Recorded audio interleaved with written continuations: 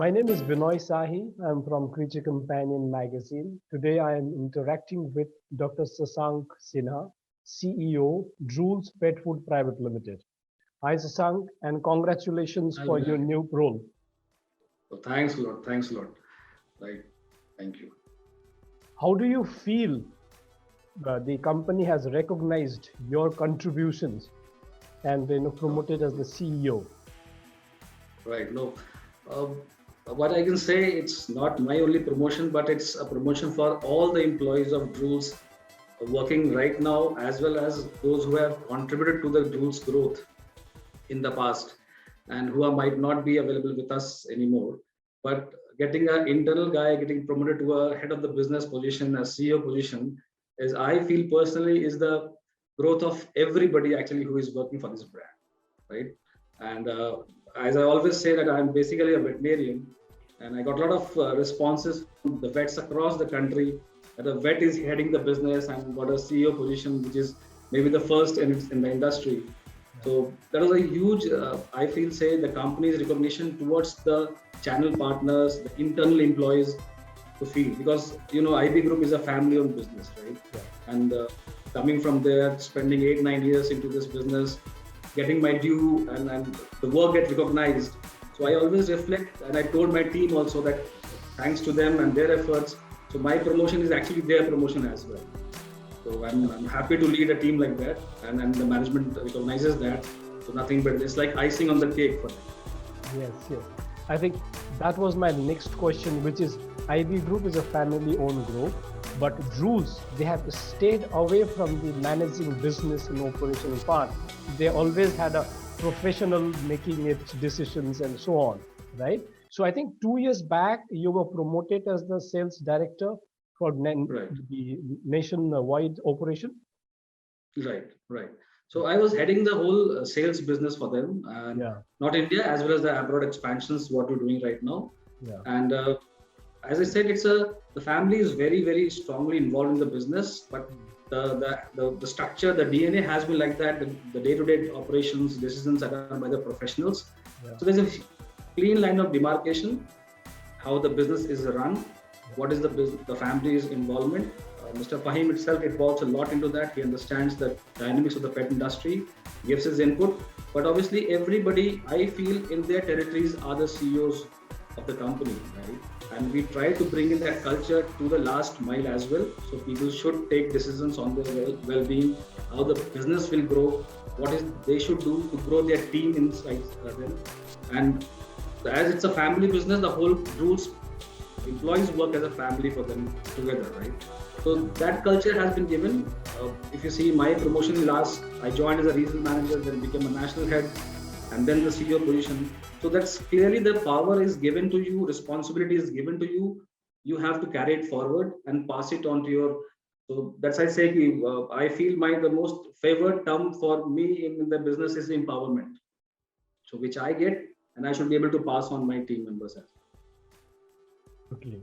And you have seen the company from the beginning, almost at the beginning that you joined, and how it's Right. a progressed period of time.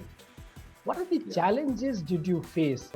Pet food, if you see in India, is a very largely a Western concept. So you see the plethora of brands available. The volumes, whatever be for everybody, is largely 80% of brands are imported in the country. Coming as an Indian brand has its own challenges, and fighting up brands like which are global giants into this category has its own challenges. What keeps us going is one, the Indianness what we have, trying to understand a lot of companies come from global and try to become local. And we were local and trying to become global actually. Right? So that support came to us very strongly.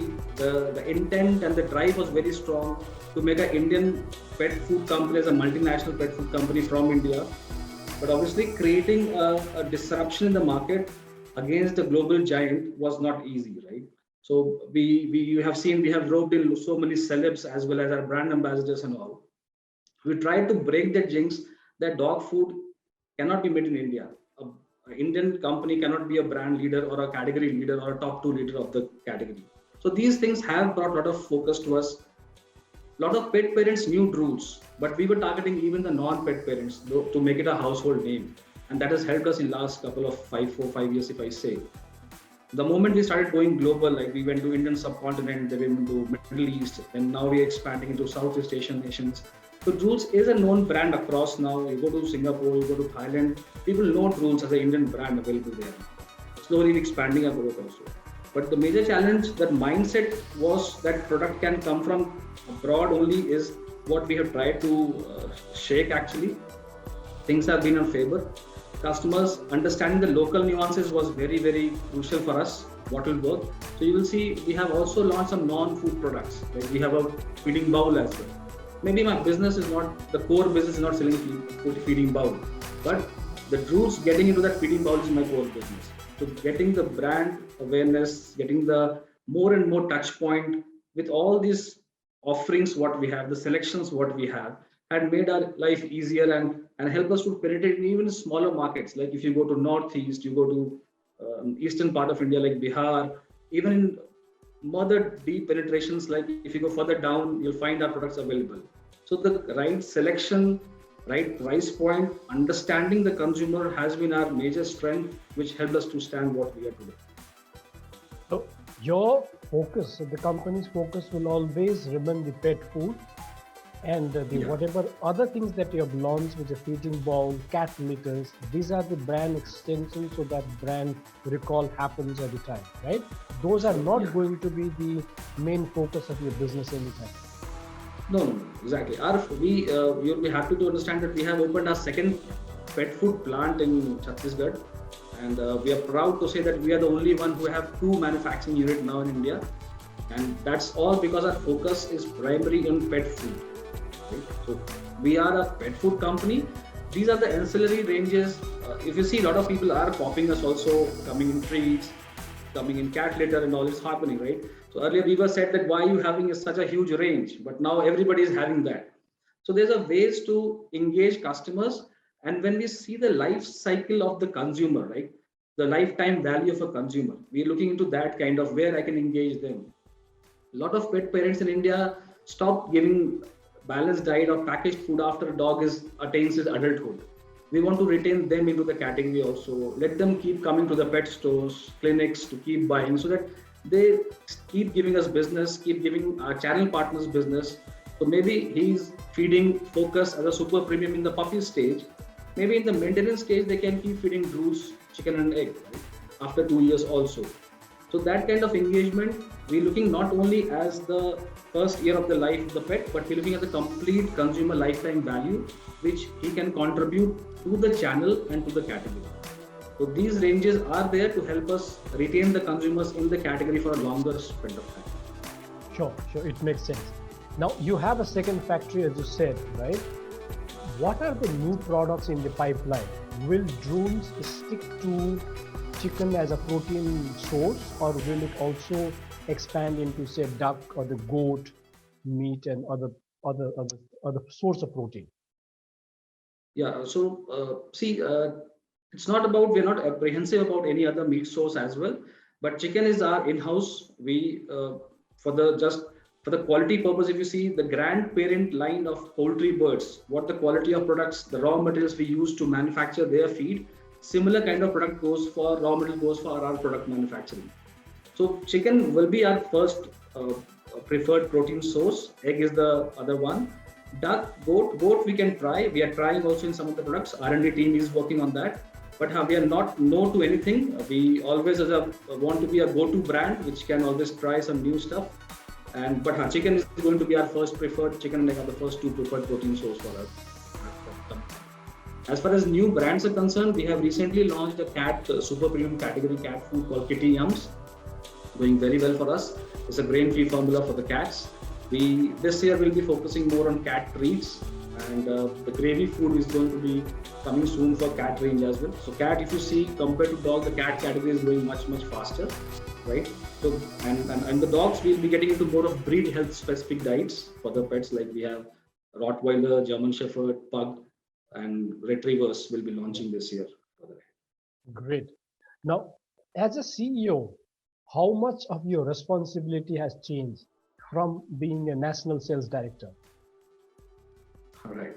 So you see, Earlier, as a sales director, it was majorly skewed towards the sales figures, right? Expanding, geographical expansion. As I said, we are now present in 3 continents and 18 countries. We got our import permit for Australian market, which is one of the biggest achievement. We're the first pet food company to get an import permit from the Indian subcontinent, and so we expanding. But this year now, as a CEO, my role is more towards getting creating an environment for the whole internal employees, the customers, the brand image, so that becomes more productive for the system. And we largely want to contribute to the whole category growth, not looking at our growth as well, how we can engage channel partners at different levels. And you see the pet industry is undergoing a huge growth right now. I say it's like a storm right now for everybody. The kind of funding happening, and I keep reading about the articles and all. So it's really, and we need as a responsible player to manage these kind of growth, right? Because we will be the one who will be giving direction to this whole industry, how it's going to shape up. We will be encouraging a lot of people to come in the space, good talent coming up, and how these talent groom. And you see a lot of people join us also from other industries. We exposed into the pet industry, which is a different way of working in industry as well. But as a responsible company coming in, being the number 2 player of the industry, our role is not only to grow ourselves, but also give direction to the whole category, how it will shape up in the coming times. Talent employees will be my major drive will be, because I feel the kind of empowerment I have got, I should also pass on to my team members. Build a great team here. That is one I think will differentiate us from others. Great. Now, take us through your learnings as far as the Indian pet industry and the pet food market is concerned, right? How has it shifted? What is it going to shift towards in future? See, earlier when we used to see like how pet industry is growing, we used to talk about double income, no kids families, disposable income high, and all those things. But COVID has given a strong push to this category in terms of taking a pet as not as a family member, but also as a companion. So when you treat your pet as a companion, like you say, creature companion, right? So the whole approach changes. You're not only just being a responsible pet owner, but you becoming a companion. You take care of its happiness, you take care of his celebrations, you take care of his lifetime value with yourself. So the whole pets have seen the journey from a guard dog to a family member to now a companionship. So the consumers are changing as per the companionship now. They look for the right kind of products. You see, there are organic shampoos available in the market now. There are non-toxic toys available in the market now. So we, as a responsible companies, we need to understand and we have to stay ahead of the learning curve of what consumer is going through. Information available. They know today something launched in US. They want alternatives available here, right? Natural food, grain-free formulas, prescription diets. So the consumer is changing, and as a responsible companies, we should be able to offer them the products, good quality ones at the right price points, so that it helps all the stakeholders of the industry. Sure. What is the kind of numbers Drools do in 2021 in terms of volume, or in terms of also, if you wish to disclose the figure in terms of revenue, and what can we expect in 2022? Right. So couple of years has been very good for us. Overall industry is growing. We established our second plant. Volume wise, we are now producing more than 3,600 tons per month. And cat food, we are strong enough. We are touching now 1,000 tons for cat food for us. So numbers looks very strong. And this year also, I am thinking we will be able to touch 5,000 tons per month production capacity, and sales also on similar lines. So we're looking anywhere somewhere around 50-60% of growth this year coming from the categories. My major focus is going to be export market this year, because we have seen a lot of global supply chain issues coming into the picture. We're looking to tap upon that, and we have set up a strong team in exports. I'll be happy to share that we have 4 associates working outside country now. So we want to expand our global expansions. If things go well, we will have a couple of Drools offices set up in Dubai, and most probably in Colombo as well. So we try to expanding overseas, and we want to grow further right. My last question is, as a person, what were your learnings? And as a leader, How have you grown over a period of time? See, as a person, I'm a veterinarian, right? So need to be compassionate for the animals. That is my DNA, right? Until I'm not, I love to work, and uh, I used to practice. I started my career with Dr. Kharabs in Gurgaon, but I did my MBA later on, and then I joined pet care. So I used to have a very comfortable life, that being a vet and an MBA graduate, I can use both of my skills in this job. So it doesn't feel like I'm doing a job, first thing. So personal growth has been always there, interacting with so many vets, so many channel partners. You keep learning every day. So your personal growth always comes. I always prefer to stay ahead of the learning curve. As a leader, I always look upon my team. I can openly say that I learn more than what I make them to learn from myself. But the team is so diverse, so great team to work around. And one word I said again, I'll say that I am looking very sincerely the hard work, the compassionate team what we have, and if I'm able to empower the team, I think we have a strong force. Not, I can say we can, nobody can stop that, right? That kind of force we are. We are a growing team. We have close to more than 400 plus associates now across India and abroad, whatever we have. So we are a big team now. So with big team, big responsibility comes, and the category is looking at us. So we need to be responsible, humble, and do our work very, very, very disciplined way.